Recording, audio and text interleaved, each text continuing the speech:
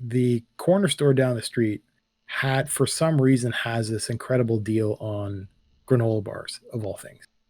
And Okay. peanuts don't really agree with me, but they have some really nice, the like dark chocolate ones. So I just buy a lot of them. I've been eating a lot of it. And I swear I've gained weight over the last month or so. I got a scale and weighed myself. I'm like way overweight now, and it's not like it's just gut. It's just in my gut because a lot of guys that get, you know, in middle age, we get dad bod, which is everything else can be great, but our on the inside of on the inside underneath our muscle is where we put fat, and specifically around our belly. So we get what's called dad bod. So I got that totally going on now. That's actually quite recently disturbing me, and I think it's directly related to me eating so many. Because peanuts are really really high calorie, and the peanut oil is really brutal too. Plus the all the sugar that gets paired with chocolate, and these were not. These were meant to be tasty. They weren't meant to be, because some granola bars get advertised as being healthy for in one way or another. These didn't. These weren't even trying, and they were tasty, man. They were so good. I was eating them like chips, And you and like anything anything that you get your yeah, hands on? basically, yeah. If it's good, I'll take it. Yeah.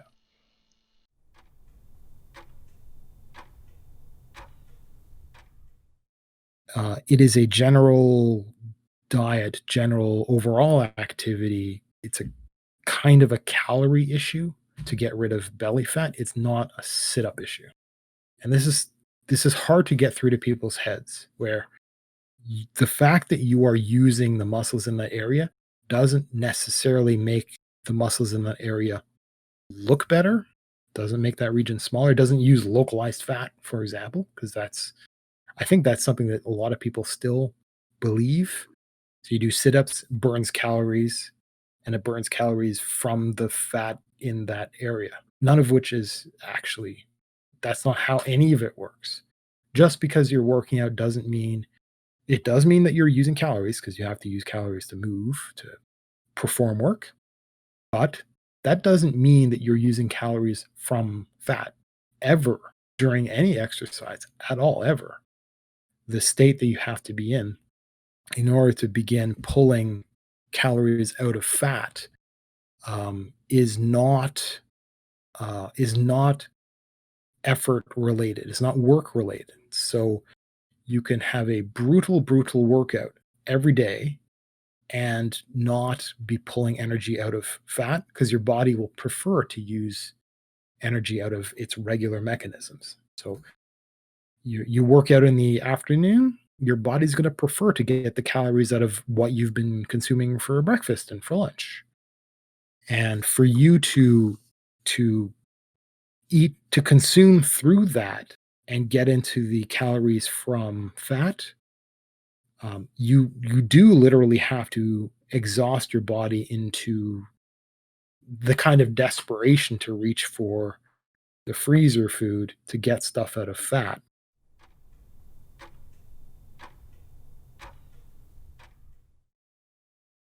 An actual proper keto diet involves a tailored diet with no sugar, no carbs, which is really hard.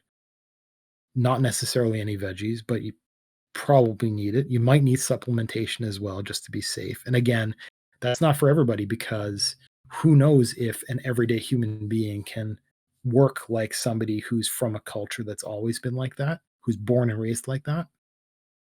Then it has to be somebody who um, can be low stress and do the HIIT. And the thing about doing the HIIT is you have to be able to, you have to already have a body that can handle 15 minutes of hell, which if you are really fat, it's not you, because you're going to wreck your joints, because it's a brutal amount of work. So your knees aren't going to be able to handle it, for example.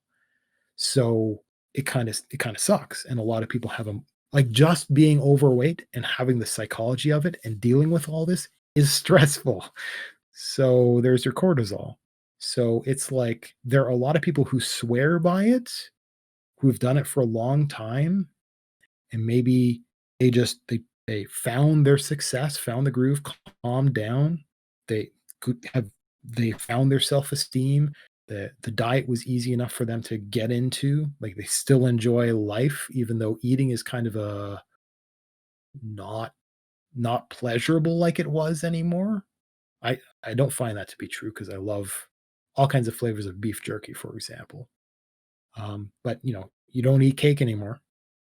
Maybe they were healthy enough, young enough that they could do the workouts and they the long, comfortable walks that are necessary for good life is something they were already doing. And right, so it's absolutely not for everybody. So it really is a fad that could do serious harm to the wrong sort of person who doesn't understand, for example, it's not just a diet. You actually have to do the correct amount of exercise. You actually have to have a low stress life. And these are the things that a lot of people they'll just see before and after pictures and somebody saying, I had X number of calories and I eat keto, and this is me 6 years later, or whatever the heck. You go, I want to do that too. But that infographic doesn't tell you the rest of the stuff that needs to happen, or you die. Um, this is, yeah, I can't stress it enough.